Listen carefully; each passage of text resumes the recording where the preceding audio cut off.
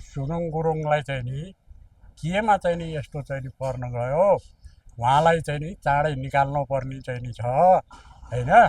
त्यसैको लागिले उहाँ इमान्दार चाहिँ नि मान्छे हो, गृहमन्त्री चाहिँ नि हामीलाई चाहियो। सरका साम्पाङ तपाईँलाई मन परेको छैन?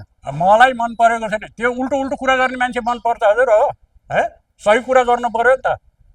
आफ्नो पार्टीलाई चाहिँ नि गिराउने काम चाहिँ नि गर्ने चाहिँ नि मान्छे त्यसलाई राखेर के काम छ? त्यसलाई चाहिँ राजीनामा गर्न दिनु पर्यो। उहाँले अब दिनका दिन स्ट्याटस लेखेर बालन शाह राजीनामा दिनुपर्छ भन्नुभएको छ। अब तपाईँ अब घरका साम्पाङ राजीनामा माग्नुहुन्छ होइन? बालन शाह राजीनामा माग्नु भएको छ उहाँले। कसरी कसरी माग्ने भन्नुहोस् त? उहाँहरू यत्रो चाहिँ नि जनताले चाहिँ नि लिएर आएको मान्छेलाई चाहिँ नि राजीनामा माग्ने चाहिँ नि उको हो। अब उहाँ त्यत्रो श्रम गरेर त्यत्रो दुनियाँले चिनिएको छ, तपाईँले मन परेन भन्नुहुन्छ? कसले चिनिएको छ त्यसले होइन? त्यसको स्वानी चिनिया होला, त्यसको गाउँको घरको मान्छे चिनिया होला, अरू को चिने? यस्तो कुरा गर्नेलाई चाहिँ मान्छे चिन्छ? त्यो कुराहरू मलाई चित्त बुझेको छैन। भनेपछि अर्का साम्पाङले बालन शाहको राजीनामा मागेको मन परेको छैन तपाईँलाई? ए बाबा, त्यो को हो चाहिँ राजीनामा माग्ने भने होइन? त्यस्तो कुरा हामीलाई चाहिँ मन पर्दैन। बुवा नमस्ते। नमस्ते। आज तपाईँ घन्टी घरमा आउनु भएको छ, के लागि आउनुभयो? म चाहिँ नि यही हो, एउटा कुरो चाहिँ नि हजुरको हो, यो सुदुङ गुरुङलाई चाहिँ नि केमा चाहिँ नि यस्तो चाहिँ नि पर्न गयो, उहाँलाई चाहिँ नि चाँडै निकाल्नु पर्ने चाहिँ नि छ होइन।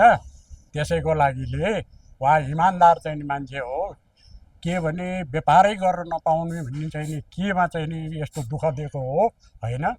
त्यसको लागि म त्यति बोल्नको लागि भनेपछि तपाईँ सुदन गुरुङलाई हजुर सुदन गुरुङलाई चाहिँ नि चाँडै निकाल्नु पर्यो है। किन चाहिँ नि उहाँ चाहिँ नि त्यसरी जानुभयो? चाँडै चाहिँ नि हामीलाई मन्त्री दिनु पर्यो, गृहमन्त्री चाहिँ नि हामीलाई चाहियो है। त्यही हो। भनेपछि तपाईँ आज पार्टी कार्यालयमा सुदन गुरुङलाई के भएको छ, कहिले आउने भनेर चाहिँ नि म बुझ्न आएको है। त्यही के बुझ्नुभयो त पार्टी कार्यालयमा? खोइ अब उहाँहरूले चाहिँ नि भन्नुभयो कि उहाँ चाहिँ नि बाहिर हुनुहुन्छ भनेर भन्नुभयो। हामीलाई राम्रो जानकारी पनि दिनुहुन्न, उहाँलाई चाहिँ नि यसो भेटौँ भनेर आएको। अब देशमा यत्र माननीयहरू छन्, अरू भएर हुँदैन गृहमन्त्री सुदन गुरुङ चाहिन्छ? होइन, जो कडा चाहिँ नि बोल्ने मान्छे चाहिँ नि चाहियो नि हजुर हो होइन। उहाँ चाहिँ नि राम्रो तरिकाले चाहिँ नि बोल्न सक्ने मान्छे चाहिँ नि चाहियो। जो पायो उही राखेर भएन। बोल्न सक्ने भन्दा काम गर्ने मान्छे हो, काम गर्ने मान्छे चाहिँ नि चाहियो क्या हजुर हो। अब अहिलेसम्म नि यत्रो गृहमन्त्री भए, देशको हजुर पूर्व प्रधानमन्त्री समातेको थिएन, तर गृहमन्त्री सुदन गुरुङ समात्नुभयो। के कारणले समात्नुभयो त्यो चाहिँ नि हामीलाई चाहियो। सुदन गुरुङ नै चाहिँ नि हामीलाई चाहिन्छ यसमा चाहिँ नि गर्नु। हजुर अरू भएर हुँदैन? त्यसो भए अरू भएर हुँदैन हामीलाई। पहिला चाहिँ नि उहाँकै अब तपाईँलाई सुदन गुरुङले केपी ओली रमेश लेखक समातेको थाहा छ? ए बाबा, अलिअलि चाहिँ नि त्यही टिभीतिर चाहिँ नि छ भन्ने कुरा सुनिन्छ होइन। त्यही नथाहा पाए भएर त म यहाँ भेट्न आएको नि। म सुदन गुरुङले समाते हो नि त हो होइन। हस् है, त्यसमा चाहिँ नि यिनी चाहिँ नि छ हजुर हो। अब राष्ट्रवादी पार्टीले सरकार चलाउँदैछ, कस्तो लागेको छ तपाईँलाई? होइन, यो एक नम्बरले चाहिँ नि चलाइरहनु भइरहेछ आजसम्मलाई चाहिँ नि होइन। भोलि के हुन्छ थाहा छैन, तर यो हाउडे बाउडेले चाहिँ नि नराम्रो नराम्रो कुरा गरिराखेका छन्। त्यो चाहिँ नि मलाई अलिकति चित्त बुझिराखेको छैन। टिभीमा आएको कुराहरू पनि मलाई राम्रो कुरा बुझिराखेको छैन, मैले चाहिँ नि राम्रो लागिराखेको छैन।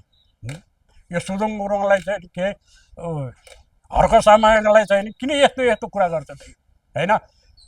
त्यो मान्छे चाहिँ नि एमालेको हो कि काङ्ग्रेसको हो त्यो मैले पत्ता पाएको छैन। साम्पाङ त शरम संस्कृति पार्टीको हो नि त बुवा। हो ए है, त्यो के कतापट्टिको हो? हर्क साम्पाङ तपाईँलाई मन परेको छैन? मलाई मन परेको छैन। त्यो उल्टो उल्टो कुरा गर्ने मान्छे मन पर्छ हजुर हो है। सही कुरा गर्नु पर्यो नि त। आफ्नो पार्टीलाई चाहिँ नि गिराउने काम चाहिँ नि गर्ने चाहिँ नि मान्छे त्यसलाई राखेर के काम छ? त्यसलाई चाहिँ राजीनामा गर्न दिनु पर्यो। उहाँले अब दिनका दिन स्ट्याटस लेखेर बालन शाह राजीनामा दिनुपर्छ भन्नुभएको छ। अब तपाईँ अब घरका साम्पाङ राजीनामा माग्नुहुन्छ होइन? बालन शाह राजीनामा माग्नु भएको छ उहाँले। कसरी माग्ने भन्नुहोस् त? उहाँहरू यत्रो चाहिँ नि जनताले चाहिँ नि लिएर आएको मान्छेलाई चाहिँ नि राजीनामा माग्ने चाहिँ नि उको उसले चाहिँ चाहिए भए चाहिँ नि त जनतासितबाट लिनुपर्छ नि एमालेको सित लिएर हुने कुरा त होइन नि हजुर हो यो त्यो मान्छे अहिले सुकुमवासीको पक्षमा बोलेर माइती घरमा आन्दोलन गर्नुभएको छ हर्क साम्पाङले।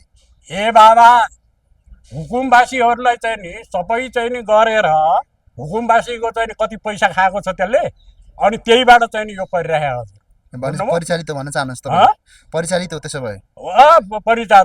परिचालित हजुर परिचालित मान्छे हो होइन। हामी पनि उहाँ त्यत्रो श्रम गरेर त्यत्रो दुनियाँलाई चिनिएको छ, तपाईँले मन परेन भन्नुहुन्छ? कसले चिनिएको छ त्यसले होइन?